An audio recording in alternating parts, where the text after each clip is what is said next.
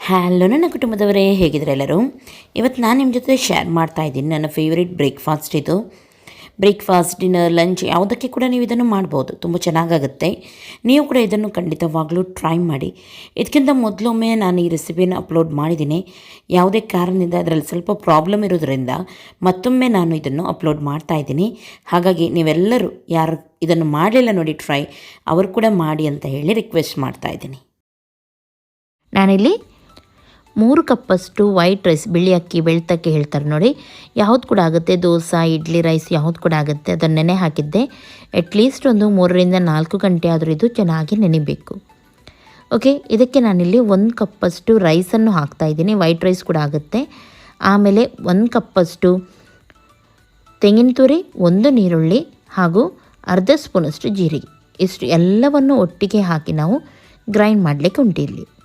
ಹಾಗಾಗಿ ಆದಷ್ಟು ನೀರು ಕಮ್ಮಿ ಹಾಕಿನೇ ನೀವು ಇಲ್ಲಿ ಗ್ರೈಂಡ್ ಮಾಡಿ. ಎಷ್ಟು ನೀರು ಕಮ್ಮಿ ಆಗುತ್ತೆ ನೋಡಿ ಅಷ್ಟು ನೀರು ಕಮ್ಮಿ ಹಾಕಿ ನೀವು ಗ್ರೈಂಡ್ ಮಾಡಿ. ಒಮ್ಮೆಲೆ ನೀವು ಕಲ್ಲಲ್ಲಿ ಕಡಿಯೋದಾದರೆ ಇನ್ನೂ ಕೂಡ ಬೆಸ್ಟ್.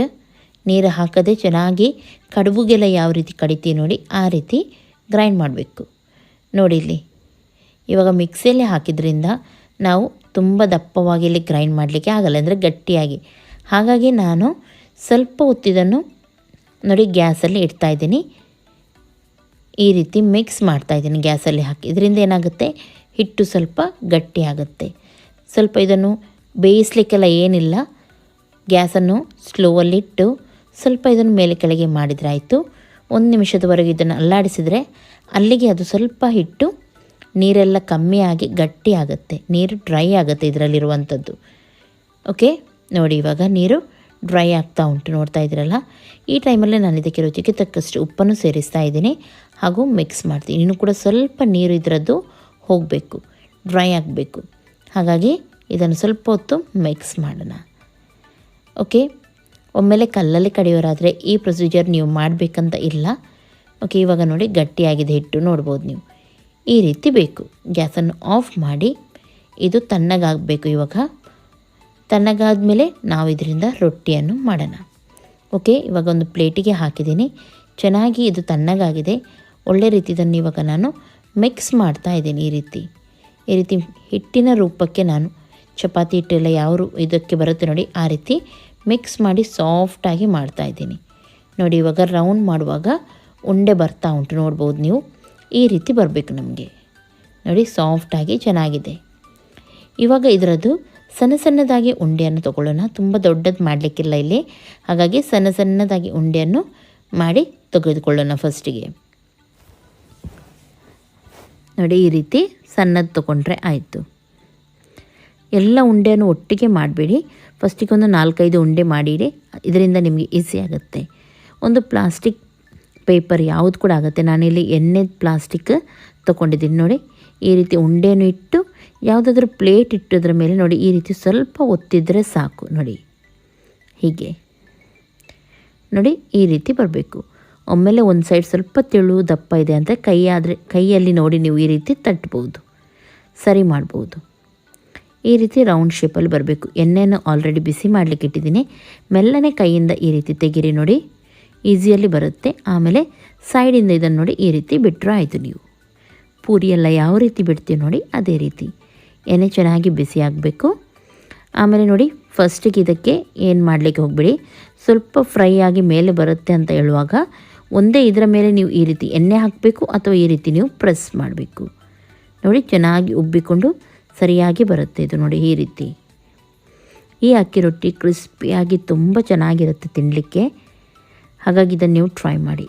2 ಸೈಡ್ ಕೂಡ ಬ್ರೌನ್ ಆಗೋವರೆಗೆ ಇದನ್ನು ಫ್ರೈ ಮಾಡಿ. ನೋಡಿ ಈ ರೀತಿ ಕಲರ್ ಬರಬೇಕು.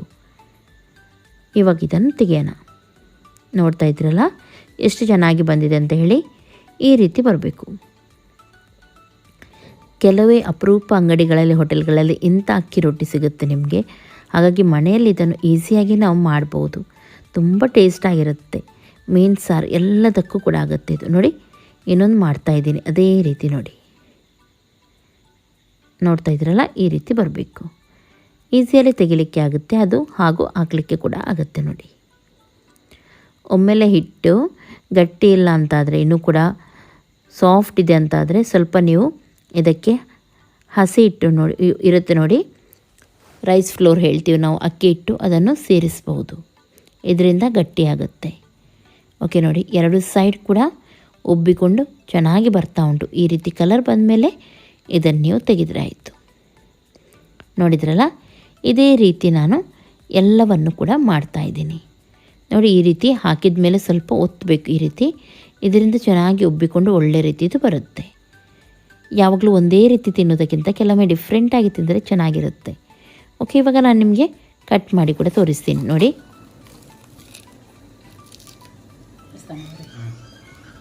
ನೋಡ್ತಾ ಇದ್ದೀರಲ್ಲ, ಎಷ್ಟು ಸಾಫ್ಟಾಗಿ ಚೆನ್ನಾಗಿದೆ ಇದು ನೋಡಿ. ಕ್ರಿಸ್ಪಿ ಕೂಡ ಇದೆ. ಇದು ಚಿಕನ್ ಸಾರೊಂದಿಗೆ ತುಂಬ ಚೆನ್ನಾಗಾಗುತ್ತೆ. ಯಾವುದೇ ತರಕಾರಿ ಸಾರು ಕೂಡ ಆಗುತ್ತೆ, ಇದಕ್ಕೆ ಚಟ್ನಿ ಕೂಡ ಆಗುತ್ತೆ, ಯಾವುದರಲ್ಲಿ ಕೂಡ ಇದು ಹೊಂದುತ್ತೆ ಹಾಗೂ ಚೆನ್ನಾಗಾಗುತ್ತೆ. ಹಾಗಾಗಿ ಟ್ರೈ ಮಾಡಿ. ನನ್ನ ರೆಸಿಪೀಸ್ ಎಲ್ಲ ಯಾರಿಗೆಲ್ಲ ಇಷ್ಟ ನೋಡಿ, ಅವರು ಈವಾಗಲೇ ಲೈಕ್ ಮಾಡಿ.